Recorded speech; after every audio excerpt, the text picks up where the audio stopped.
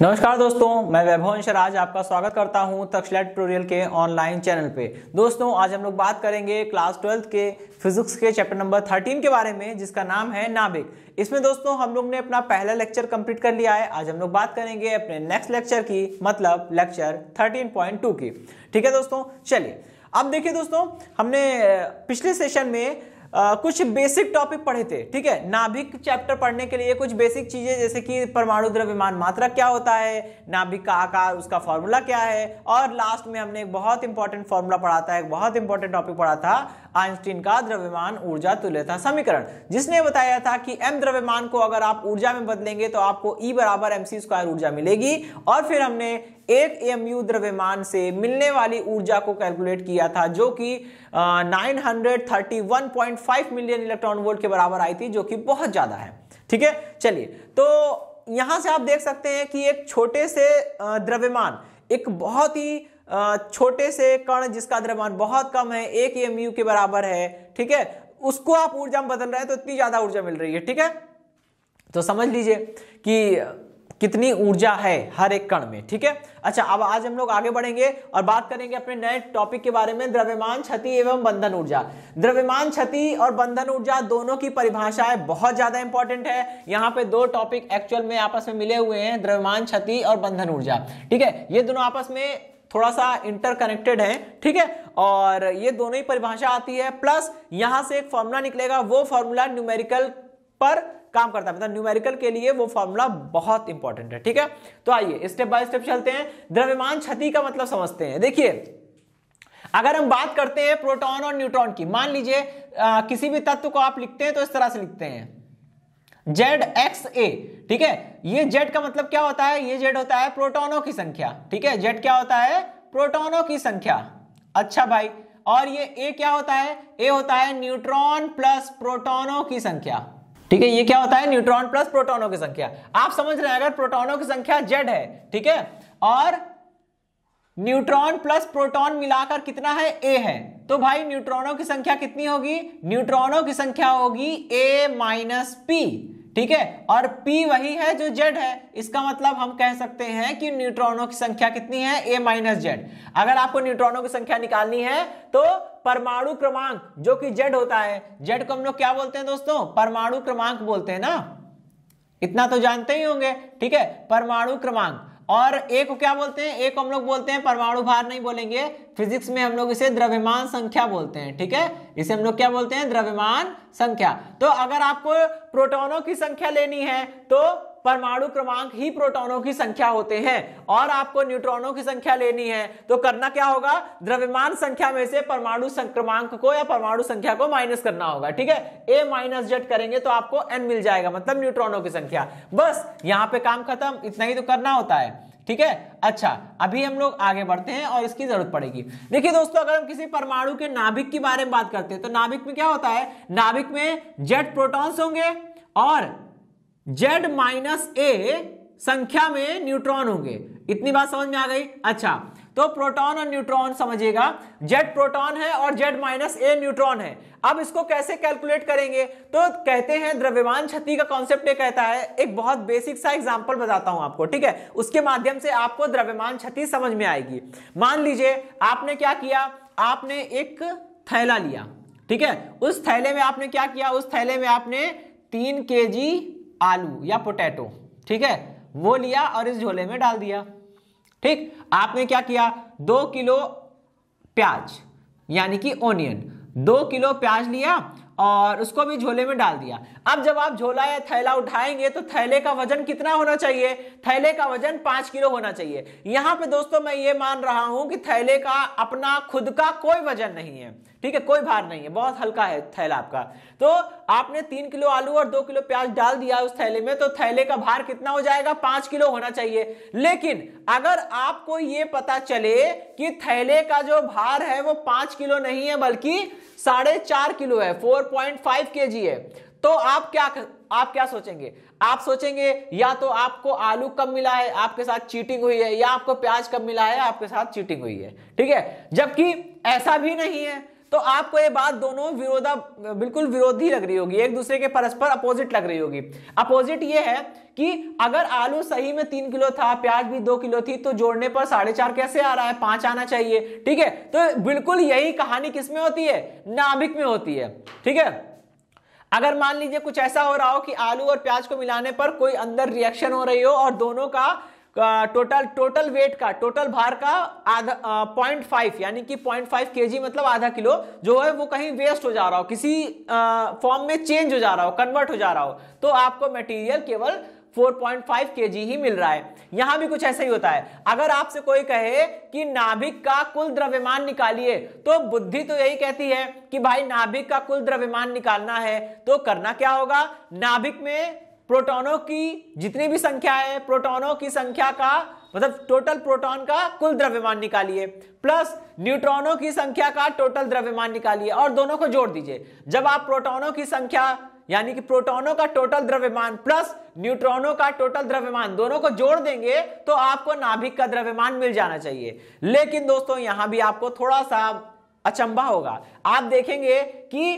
किसी भी स्थायी नाभिक का कुल द्रव्यमान जो होता है वो उसके घटक कणों, घटक कण का मतलब नाभिक जिससे मिलकर बना है, प्रोटॉन और न्यूट्रॉन से मिलकर बना है। ठीक है, तो किसी भी स्थायी नाभिक का कुल द्रव्यमान जो होता है वो उसके घटक कणों यानी कि प्रोटॉनों प्लस न्यूट्रॉनों के द्रव्यमानों के योग से हमेशा कम होता है। ठीक है, जैसे यहां पे हो रहा था वैसे ही होता है। इसका आप कुल द्रव्यमान निकाल लीजिए, जेड प्रोटॉन है, जेड प्रोटॉनों का कुल द्रव्यमान, उसमें जेड माइनस ए न्यूट्रॉनों का कुल द्रव्यमान, दोनों का आपस में जोड़ दीजिए, जो आएगा उससे कम द्रव्यमान होगा स्थायी नाभिक का। ठीक है, ये जो अब इसमें दोस्तों द्रव्यमान का जो अंतर आता है उसी को हम लोग बोलते हैं द्रव्यमान क्षति। ठीक है, यानी कि इसको हम लोग कैसे समझेंगे, किसी स्थायी नाभिक का द्रव्यमान सदैव उसके घटक कणों के द्रव्यमानों के योग से हमेशा कम होता है और इसी द्रव्यमान के अंतर को हम लोग क्या बोलते हैं, द्रव्यमान क्षति बोलते हैं। ठीक है,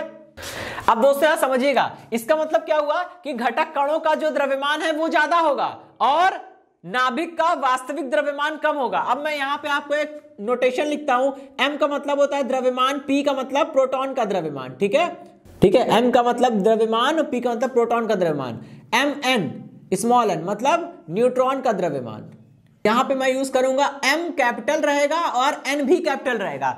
m मतलब मास, कैपिटल M का मतलब मास, कैपिटल N का मतलब न्यूक्लियस यानी कि नाभिक का वास्तविक द्रव्यमान। ये क्या होता है, नाभिक का वास्तविक द्रव्यमान। ठीक है, समझिएगा। तो यहां पे हमको क्या करना है, देखिए अगर आपको नाभिक का कुल द्रव्यमान निकालना है तो सबसे पहले टोटल प्रोटॉनों का द्रव्यमान प्लस टोटल न्यूट्रॉनों का द्रव्यमान निकालिए। प्रोटॉन कितने हैं, जेड। भाई अगर एक प्रोटॉन का, समझिएगा, एक प्रोटॉन का द्रव्यमान कितना है, mp है, तो जेड प्रोटॉनों का द्रव्यमान कितना हो जाएगा, जेड mp हो जाएगा। ठीक है, बस तो जेड mp किया हमने तो क्या मिला, प्रोटॉनों का कुल द्रव्यमान मिल गया। इसमें क्या करेंगे, न्यूट्रॉनों के कुल द्रव्यमान को जोड़ेंगे। भाई एक न्यूट्रॉन का कुल द्रव्यमान कितना है, एक न्यूट्रॉन का द्रव्यमान है mn, तो जेड माइनस ए न्यूट्रॉनों का कुल द्रव्यमान कितना होना चाहिए, जेड माइनस ए न्यूट्रॉनों का कुल द्रव्यमान होगा जेड माइनस ए इंटू mn।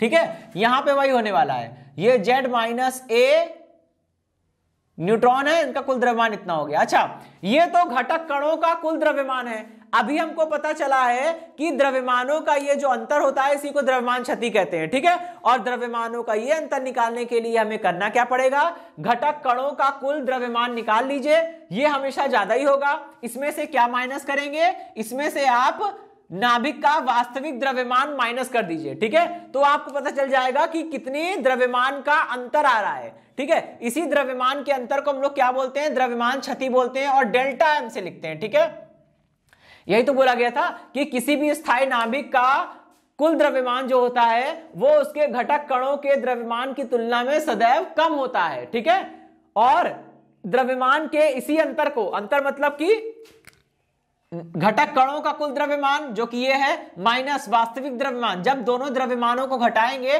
तभी तो पता चलेगा कि कितने का डिफरेंस आ रहा है, और जितने का डिफरेंस आएगा वही द्रव्यमान क्षति हो जाएगी। ठीक है, डेल्टा m को हम लोग क्या बोलते हैं, डेल्टा m को हम लोग बोलते हैं द्रव्यमान क्षति। ठीक है, यहां से एक चीज क्लियर हो गई कि भाई ये वाला टॉपिक हमें द्रव्यमान क्षति दे सकता है। ठीक है, अभी हम लोग इसी से जुड़ा अगला टॉपिक देखेंगे, बंधन ऊर्जा। ठीक है, अब देखिए बाइंडिंग एनर्जी क्या होती है। बाइंडिंग एनर्जी का मतलब है बाइंड का मतलब होता है बांधना, बाइंडिंग मतलब बांधने वाली एनर्जी क्या है, क्या है। देखिए आप अगर सपोज करें और थोड़ा सा ध्यान दें तो नाभिक के अंदर कौन होते हैं, प्रोटॉन्स होते हैं और न्यूट्रॉन होते हैं। ठीक है भाई, न्यूट्रॉन तो चलिए उदासीन होते हैं मानता हूं, न्यूट्रॉन उदासीन होते हैं मानता हूं। ठीक है, अब दो न्यूट्रॉनों के बीच में कौन कौन से बल लग सकते हैं, सपोज करिए दो न्यूट्रॉनों के बीच में कौन कौन से बल लग सकते हैं। ये मान लीजिए ये भी न्यूट्रॉन है, ये भी न्यूट्रॉन है। भाई न्यूट्रॉन के बीच में कोई भी कूलाम बल लगेगा क्या, बिल्कुल नहीं। कूलाम बल तब लगता है जब कण आवेशित हो, और ये न्यूट्रॉन जो है वो आवेशित कण नहीं है, तो न्यूट्रॉनों के बीच में ना कोई आकर्षण बल लगेगा ना ही कोई प्रतिकर्षण बल लगेगा। लेकिन न्यूट्रॉनों के बीच में गुरुत्वाकर्षण बल तो लग सकता है। भाई बात सही है, गुरुत्वाकर्षण बल हमेशा आकर्षण का होता है, तो दो न्यूट्रॉन एक दूसरे को आकर्षित कर सकते हैं, अच्छी बात है। आइए अब हम लोग दो प्रोटॉनों की बात करते हैं। मान लीजिए पहला प्रोटॉन है, ये दूसरा प्रोटॉन है। दोनों प्रोटॉन कैसे होते हैं, आवेशित होते हैं। दोनों प्रोटॉन पॉजिटिव चार्ज होंगे, पॉजिटिवली चार्ज, और जब दो पॉजिटिवली चार्ज कणों को एक दूसरे के पास लाया जाता है तो उनके बीच में कूलाम बल लगता है, वो भी प्रतिकर्षण का कूलाम बल लगने के कारण ये दोनों एक दूसरे के साथ नहीं रहना चाहेंगे और एक दूसरे पर बाहर की ओर बल लगाएंगे, एक दूसरे को धक्का मारेंगे, दूर जाएंगे। जब ये दोनों एक दूसरे के दूर जा रहे हैं, अब देखिए ये तो लगने वाला कूलाम बल हो गया, कूलाम बल इन दोनों को अलग कर रहा है, जबकि इन दोनों के बीच लगने वाला गुरुत्वाकर्षण बल इनको साथ रख रहा है। लेकिन आपको पता है दोस्तों कि गुरुत्वाकर्षण बल कूलाम बल के आगे बहुत ही दुर्बल होता है, बहुत वीक होता है। ठीक है, तो जो बल प्रभावी होगा, जो बल ताकतवर होगा, ठीक है, जिसका मान ज्यादा होगा, वो है कूलाम बल। और कूलाम बल क्या कर रहा है, इन दोनों को प्रतिकर्षित कर रहा है, तो ये दोनों लिहाजा एक दूसरे से दूर भागेंगे। ठीक है, अच्छा अभी आप देखिए एक प्रोटॉन एक न्यूट्रॉन पे कोई कूलाम बल नहीं लगाएगा, क्योंकि प्रोटॉन पॉजिटिव है लेकिन न्यूट्रॉन पे कोई भी आवेश नहीं होता है। प्रोटॉन न्यूट्रॉन के बीच में आकर्षण का मतलब गुरुत्वाकर्षण बल तो लग ही सकता है, इसी तरह से इधर भी हो सकता है। लेकिन प्रॉब्लम ये होती है कि चलिए न्यूट्रॉनों की कोई दिक्कत नहीं है, न्यूट्रॉनों के बीच में कोई भी कूलाम बल नहीं लग रहा है, केवल एक प्रकार का बल लग रहा है, वो है गुरुत्वाकर्षण बल। हो ना हो वो दो न्यूट्रॉनों को साथ में रखने के लिए कार्यरत होगा, थोड़ी देर के लिए मान लेते हैं। लेकिन अभी प्रोटॉनों की बात करें तो प्रोटॉन तो एक दूसरे के साथ रहने को बिल्कुल भी तैयार नहीं होंगे। आप देखिए दो प्रोटॉन एक दूसरे के साथ रहने को तैयार नहीं हो रहे हैं, प्रतिकर्षित करके एक दूसरे को भाग रहे हैं, तो यहां तो जेड प्रोटॉन है। अब जेड एक परमाणु क्रमांक है, वो कुछ भी हो सकता है, 18, 20, 50, 100। ठीक है, बात यह होती है कि जब दो परमाणु किसी परमाणु के भीतर, किसी नाभिक के भीतर कोई भी दो प्रोटॉन एक दूसरे के साथ नहीं रह सकते हैं, तो इतने ढेर सारे प्रोटॉन एक दूसरे के साथ कैसे रहेंगे। अब जाहिर सी बात है कि इनको आपस में बांधे रखने के लिए कोई ऊर्जा चाहिए, समझ रहे हैं आप। ठीक है भाई, दो प्रोटॉन एक दूसरे के साथ नहीं रहते हैं तो ढेर सारे प्रोटॉन एक दूसरे के साथ बिल्कुल भी नहीं रह सकते।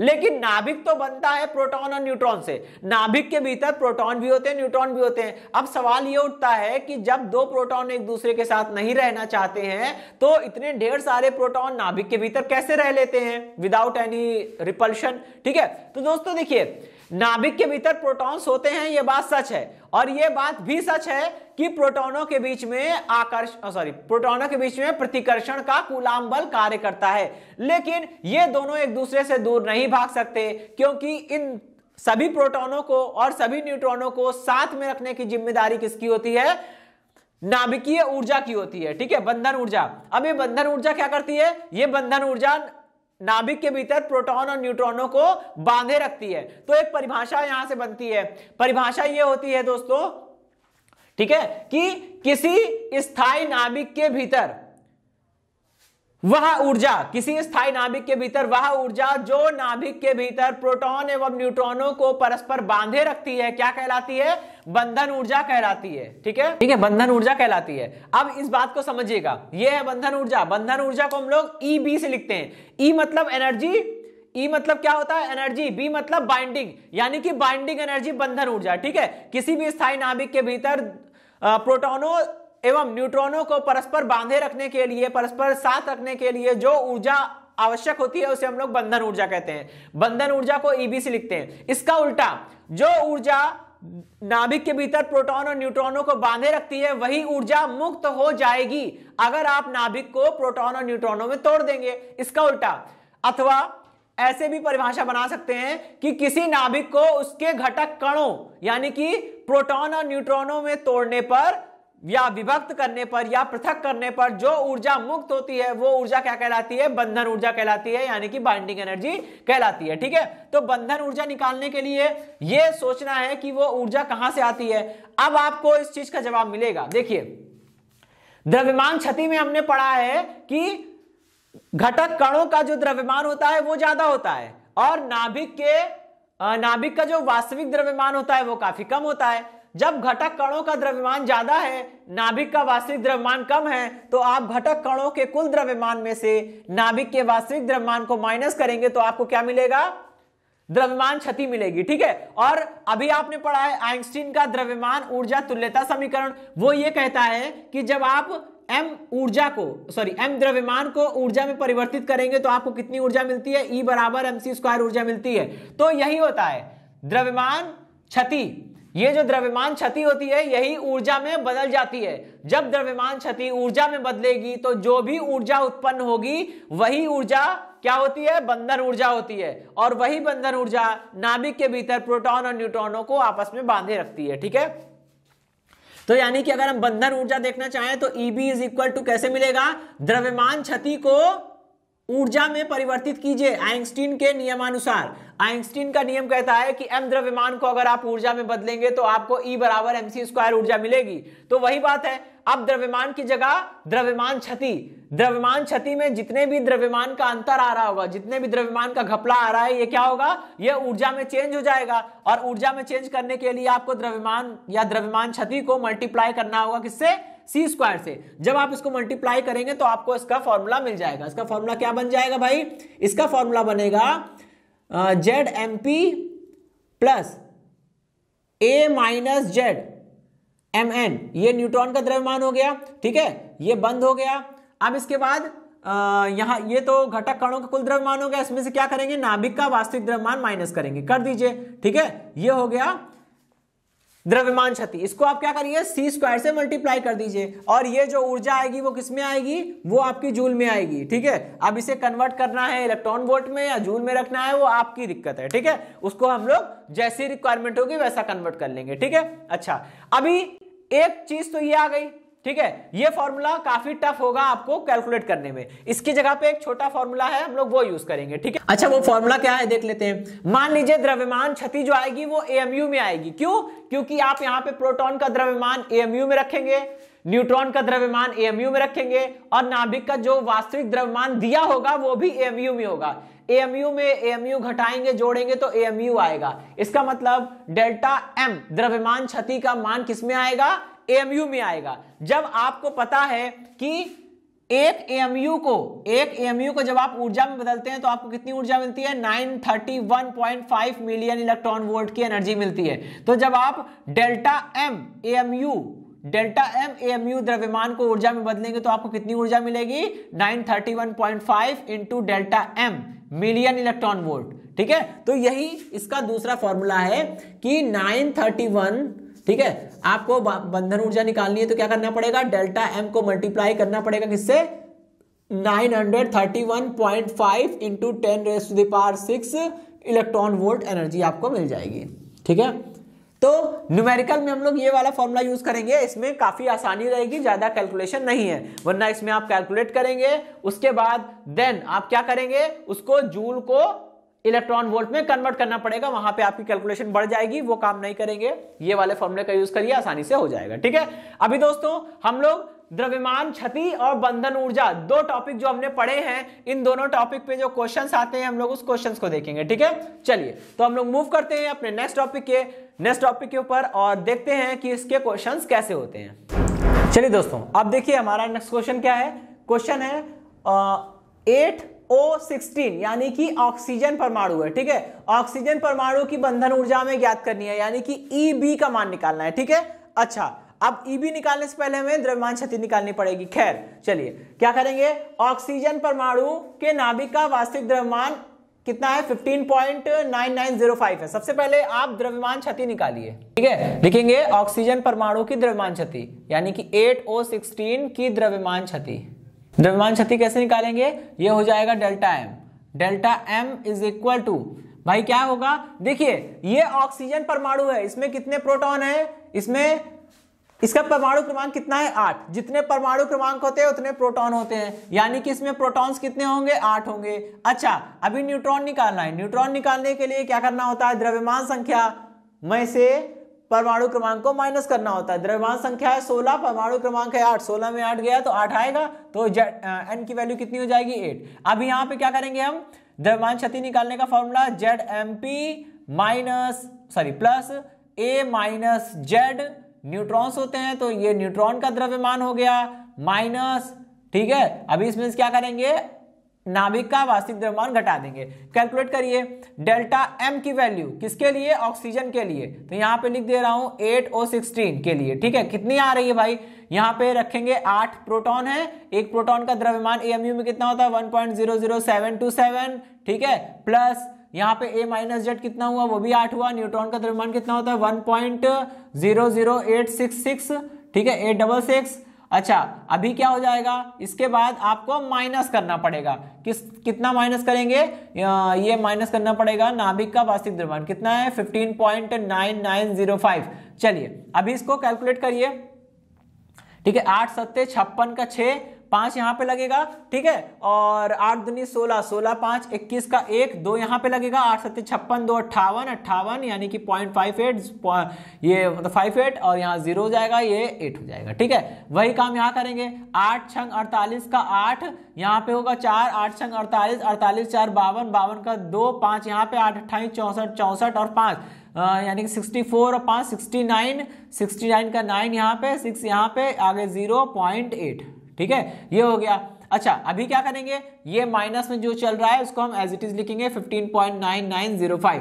अभी इसको जोड़िए, जब आप इसको जोड़ेंगे तो 8 और ये कितना है भाई, ये है 6, 8 6 14, 14 का 4, 1 लगेगा हासिल, ठीक है। यहाँ पे होगा 2 2 और 2 4, और यहाँ पे 8 8 16 1 17, ठीक है, एक यहाँ पे लगेगा 6 6 12, 12 का 2, यहाँ पे 1, और ये 1 हो जाएगा 0.16, ठीक है, माइनस 15.9905। इसको जब आप माइनस करेंगे तो कितना आएगा, 4 आएगा, और ये 4 आए, एक मिनट, ये 4 आएगा, और यहाँ से इसमें 5 है, ठीक है, और ये माइनस होगा नहीं तो यहाँ पे आप कैरी लेंगे, ये हो जाएगा 9, यहाँ 6 बचा, और यहाँ से जाएगा ये हो जाएगा 7, ठीक है, और यहाँ पे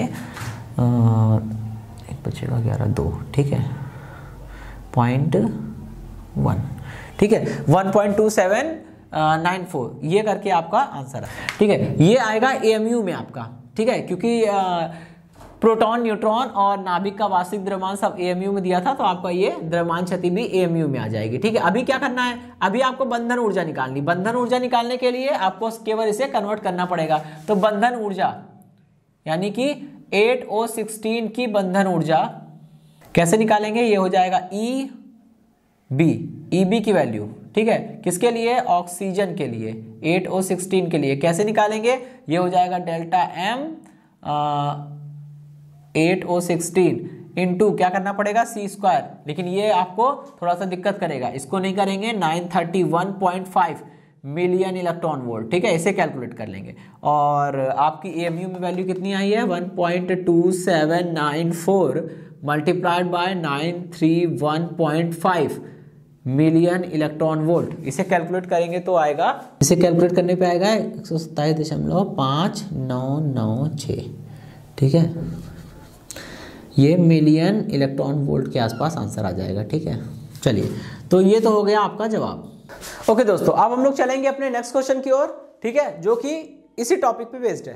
दोस्तों अब हम लोग आगे बढ़ेंगे और बात करेंगे अपने अगले क्वेश्चन की। देखिए इस क्वेश्चन में क्या बोल रहे हैं, 11Na23, ये सोडियम का कोई परमाणु है, इस परमाणु के नाभिक की बंधन ऊर्जा आपको ज्ञात करनी है। जैसे हमने पहले किया था, ऑक्सीजन परमाणु की बंधन ऊर्जा ज्ञात की थी, वैसे ही हम लोग सोडियम की बंधन ऊर्जा ज्ञात करने वाले हैं। नाभिक का यानी कि सोडियम परमाणु के नाभिक का वास्तविक द्रव्यमान आपको दिया गया है। ठीक है, सबसे पहले ये जान लीजिए कि नंबर ऑफ प्रोटॉन्स कितने होंगे और number of neutron. Of protons होता है परमाणु क्रमांक के बराबर जो कि है 11, और नंबर ऑफ न्यूट्रॉन्स जो होता है वो किसके बराबर होता है? नंबर ऑफ न्यूट्रॉन्स जो होता है वो a माइनस जेड के बराबर होता है, यानी कि 23 माइनस का 11 जो कि आएगा आपका 12। ठीक है, तो यहाँ पे बंधन ऊर्जा पहले निकालिए, delta M for Na, sodium के लिए आप निकाल रहे हो, है ना। तो कैसे करेंगे, फॉर्मूला लगाइए, Z M P plus A minus Z M N, that is M N is the mass of a neutron, ठीक है, minus capital N is the original mass of a nucleus. ठीक है, इसे कैलकुलेट कर लीजिए। क्या करेंगे, जेड क्या है, जेड मतलब प्रोटॉनों की संख्या जो कि है 11 मल्टीप्लाइड बाय प्रोटॉन का द्रव्यमान कितना है 1.00727। ये सारी वैल्यूज एएमयू में है, ध्यान रखिएगा, ताकि एएमयू में कैलकुलेशन इसलिए करते हैं ताकि आसानी से हो जाए और वो कैलकुलेशन लेंथी ना हो। A minus Z, that is the number of neutron, is equal to 12 multiplied by mass of a single neutron जो कि होता है 1.00 into 866, ठीक है, 866। अच्छा, माइनस करेंगे और माइनस करने पे Mn, अभी Mn क्या है, नाभिक का वास्तविक द्रव्यमान जो कि 22.9837 है, इसे आप कैलकुलेट करिए। अब देखिए दोस्तों, इसे माइनस करना है, ठीक है, तो 23.18389 में से आप माइनस करिए कितना, 22.9837, यहाँ कुछ नहीं तो यहाँ जीरो लगा दीजिए, कितना आएगा, माइनस करिए, ये हो जाएगा 9 और इसमें से जाएगा 1, इसमें से 0, ये 0 और यहाँ पे कैरी लेगा, ये आएगा 2, ठीक है, 0.20019, ये आ जाएगा delta M for sodium atom, ये आ जाएगा 0.20019, ठीक है। ये किस में आ जाएगा भाई, ये आ जाएगा आपका एएमयू में। ठीक, अभी क्या करेंगे, बंधन ऊर्जा निकालेंगे। तो नाभिक की बंधन ऊर्जा देखिए कैसे निकालेंगे, मतलब ईबी की वैल्यू निकालेंगे, ठीक है, 11Na23 की बंधन ऊर्जा कैसे निकालेंगे, ये हो जाएगा ईबी, वो भी किसके लिए, सोडियम के लिए। कैसे निकालेंगे, delta M for Na multiplied by 931.5, ये आ जाएगा मिलियन इलेक्ट्रॉन वोल्ट में। ठीक है, तो आप डेल्टा एम फॉर Na ये द्रव्यमान क्षति निकाल चुके हैं, कितना आया था 0.20019 multiplied by 931.5 million electron volt, इसे कैलकुलेट करेंगे। ठीक है, जब आप इसे कैलकुलेट करेंगे तो आपको सोडियम परमाणु की बंधन ऊर्जा मिल जाएगी। ठीक है, ओके दोस्तों, तो ये क्वेश्चन भी बिल्कुल पहले जैसे था। इसी तरह से आपको किसी भी परमाणु के नाभिक का वास्तविक द्रव्यमान दे देंगे, आपको द्रव्यमान क्षति या बंधन ऊर्जा या फिर दोनों पूछा जा सकता है। ठीक है, ये सारे क्वेश्चन बहुत इंपॉर्टेंट है, बोर्ड एग्जाम में 3 मार्क्स में आपको ये सब मिलेंगे। ठीक है दोस्तों, तो इसकी अभ्यास करिए, इसकी प्रैक्टिस करिए, और इसी के साथ ये सेशन समाप्त होता है। आज के लेक्चर से जुड़े नोट्स प्राप्त करने के लिए डिस्क्रिप्शन में दिए गए लिंक पर जाके क्लिक कीजिए। ओके दोस्तों, आज के सेशन में इतना ही, मिलता हूं नेक्स्ट सेशन में, धन्यवाद।